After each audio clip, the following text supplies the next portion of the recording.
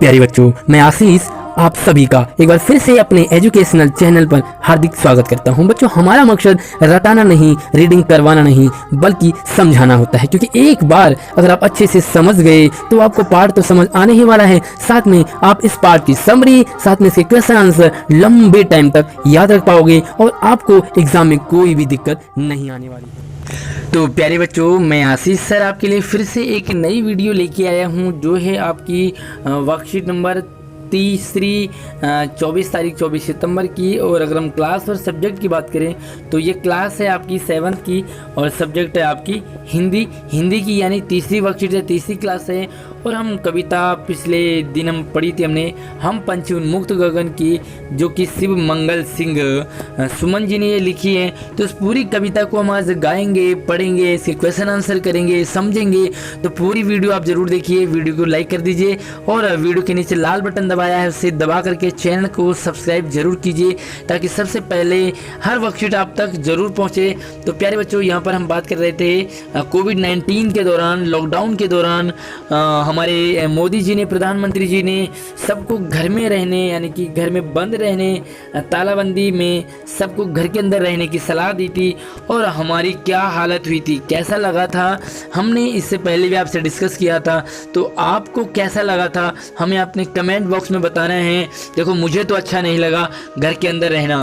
तो सोचिए कि हम एक पक्षी को जब पिंजरे में बंद करते हैं तो उसे कैसा लगता होगा। हम 1 घंटा, 1 दिन, 1 हफ्ता अगर हमें घर के अंदर बंद कर दिया जाए तो हमारी हालत खराब हो जाती है, घुटन सा हमें हो जाता है। अब सोचिए कि पक्षियों को लोग सालों साल पिंजरे में रखते हैं, उन्हें पालते हैं, तो उन्हें कैसा लगता होगा। तो आज हम बात करेंगे फिर से हम पंछी उन्मुक्त गगन के कविता को हम गाएंगे, गुनगुनाएंगे, आप भी मेरे साथ गाओगे।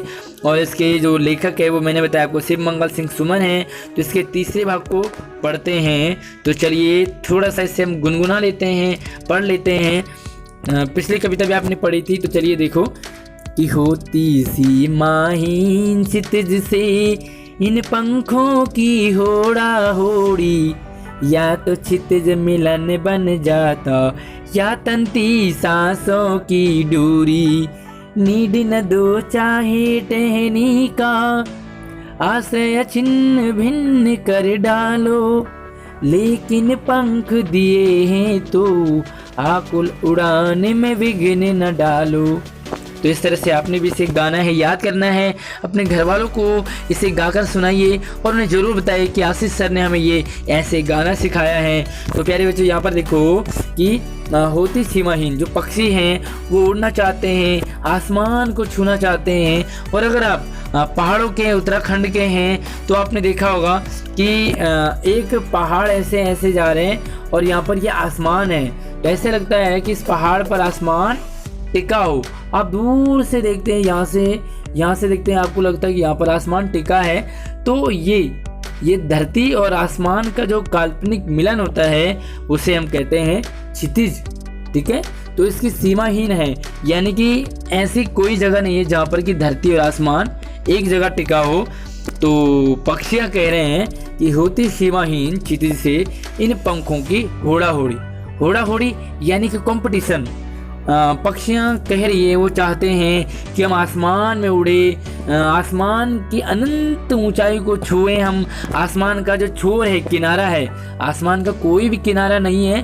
तो पक्षी कह रहे हैं कि हम उड़ते उड़ते और एक पक्षी दूसरे से आगे, यानी कि प्रतियोगिता, हम उड़ना चाहते हैं और आसमान को छूना चाहते हैं, इतनी दूर उड़ना चाहते हैं, उड़ते ही रहना चाहते हैं। यहाँ पर आगे कहते हैं कि या तो क्षितिज मिलन बन जाता, जब हम उड़ते हैं, उड़ना चाहते हैं, उड़ते रहेंगे, तो या तो हमें जो क्षितिज मिल जाए, जो कि है ही नहीं, या तंती सांसों की डोरी, या तो हम उड़ते अपनी जान गंवा देंगे। लेकिन हमें उड़ना पसंद है, हमें बंद पिंजरे में रहना, वहाँ पर जीना पसंद नहीं है, बल्कि उड़ते मर जाना हमें पसंद है, आज़ादी पसंद है। आगे कहते हैं क्या कि नीड न दो, नीड यानी कि घोंसला। पक्षियाँ कह रहे हैं कि आप हमारे लिए घोंसला मत बनाइए टहनी का, आप पेड़ की टहनी में जो हमारा घोंसला है उसे ना बनाने दीजिए, वो जगह हमें नहीं चाहिए। हमारा आश्रय यानी कि घर छिन्न भिन्न यानी कि टुकड़े टुकड़े, हमारे घर के टुकड़े कर दो, हमारे घोंसले को ही आप बिखरा दो, वो चलेगा। लेकिन यहाँ पर देखिए, लेकिन अगर हमें पंख दिए हैं ऊपर वाले ने तो क्या करें, हमें उड़ने दीजिए, उसमें विघ्न न डालिए, उसे रोकिए मत, उसमें रुकावट पैदा न होने दे। तो यहाँ पर जो पक्षी हैं वो क्या चाहते हैं, वो उड़ना चाहते हैं, वो आसमान को छूना चाहते हैं, आज़ाद होना चाहते हैं। तो प्यारे बच्चों, पक्षियों की तरह आप भी आज़ाद होना चाहते होंगे। स्कूल आजकल बंद हैं, आपका भी मन कर रहा होगा कि जल्दी से कोरोना ख़त्म हो और हम स्कूल पहुँचें। तो अगर आपका मन कर रहा है स्कूल जाने का तो हमें कमेंट करके अपना नाम, अपने स्कूल का नाम हमें कमेंट बॉक्स में अपनी ज़रूर बताएं।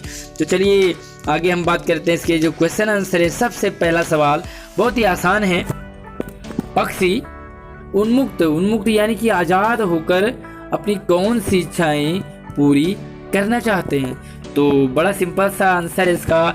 मैं इसे आपको लिख के नहीं बताऊंगा बल्कि समझाऊंगा कि वो उन्मुक्त आज़ाद होकर के कौन सी इच्छा पूरी करना चाहते हैं। तो यहाँ पर लिखा हुआ है कि वो आसमान में उड़ना चाहते हैं, वो आसमान के क्षितिज को छूना चाहते हैं और वो एक पक्षी से दूसरा पक्षी जो है वो आगे उड़ने की कोशिश करना चाहता है। कुल मिला के उड़ना चाहता है और आज़ाद रहना चाहता है। तो यहाँ पर पक्षी जो है आप आंसर लिख देंगे कि उड़ना चाहते हैं और आसमान को छूना चाहते हैं। दूसरा सवाल, पक्षियों को पालना उचित है अथवा नहीं, अपने विचार लिखिए। तो प्यारे बच्चों, काफ़ी सारे लोग आपने देखे होंगे जो पक्षियों को पालते हैं। ऐसा बिल्कुल भी नहीं करना चाहिए, बहुत ही गंदी आदत होती है पक्षियों को पालना। सोचो कि अगर हम पक्षियों को पालते हैं तो उनकी आज़ादी को हम क्या करते हैं, छीन लेते हैं। वो अपने मम्मी से, पापा से, भाई बहनों से, दोस्तों से, सबसे दूर हो जाता है। तो पक्षी को पालना नहीं चाहिए, है ना। हालांकि पक्षियों को खाने पीने के लिए सब कुछ मिलेगा, लेकिन जो उनको आज़ादी में आनंद है, जो मज़ा खुल के खेलने में है, वो बंधन में रह करके खाने में बिल्कुल भी नहीं है। तो अपने विचार और भी आप लिख सकते हैं। तीसरा सवाल बहुत ही मज़ेदार, निम्नलिखित शब्दों से वाक्य बनाइए। तो देखो, घोंसला, प्रतियोगिता, बाधा और घर। तो ये शब्द हैं, इनसे वाक्य बनाना है। तो चलिए घोंसले से आप वाक्य बनाएंगे क्या, कि हमें चिड़ियों का घोंसला नहीं तोड़ना चाहिए, हमें चिड़ियों का घोंसला नहीं तोड़ना चाहिए। प्रतियोगिता में देखो कि हमारे स्कूल में आज एक हिंदी की प्रतियोगिता थी, है ना, हिंदी की प्रतियोगिता थी। बाधा, तो बाधा यानी कि हमें किसी के भी पढ़ाई में बाधा नहीं डालनी चाहिए। तो यहाँ पर लिखेंगे कि हमें किसी की पढ़ाई में भी बाधा नहीं डालनी चाहिए। आगे देखो घर, तो आप ये कह सकते हैं कि लॉकडाउन में सभी को घर से ही ऑनलाइन पढ़ाई करनी चाहिए, जैसे आप पढ़ रहे हैं मेरे साथ ऐसी इसी तरह से, है ना। तो ये थे आपके पास वाक्य बनाने के लिए। और चौथा सवाल बहुत ही मज़ेदार है। क्या लिखना है इसमें, कि क्या आपने या आपकी जानकारी में किसी ने कोई पक्षी पाला है। आपने पाला हो, आपके चाचा ने, मामा ने, फूफा ने, ताऊ ने, या आपके पड़ोस में क्या किसी ने कोई पक्षी पाला है। तो आपने देखा होगा बहुत सारे लोग पक्षी को पालते हैं, आपने देखा भी होगा और आपने भी पाला होगा, आपके पड़ोस में होगा, दूर होगा, लेकिन फिर भी आपको पता होगा कि जो पक्षियों को पालते हैं उनकी देखरेख कैसे करते हैं। तो यहाँ पर आप लिखेंगे कि हाँ, मैंने पक्षी पाला है, पक्षियों को पाला। अगर आपने पाला है तो आपकी देख रेख में जिन्होंने भी पाला है, आप उनका यहाँ पर रिलेशन नाम लिखेंगे और आगे लिखेंगे कि उनकी देखरेख कैसे की जाती है। उन्हें नहलाना, उन्हें खाना खिलाना, उन्हें पानी पिलाना, उन्हें खेलने के लिए मौका देना, तो क्या क्या किया जाता है वो आप लाइन से कम 10 लाइन में लिखेंगे।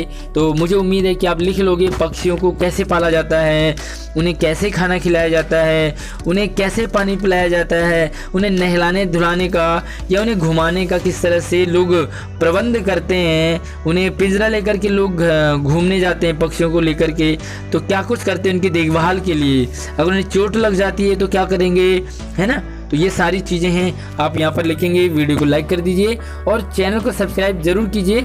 मिलते हैं नई वर्कशीट में अगले दिन।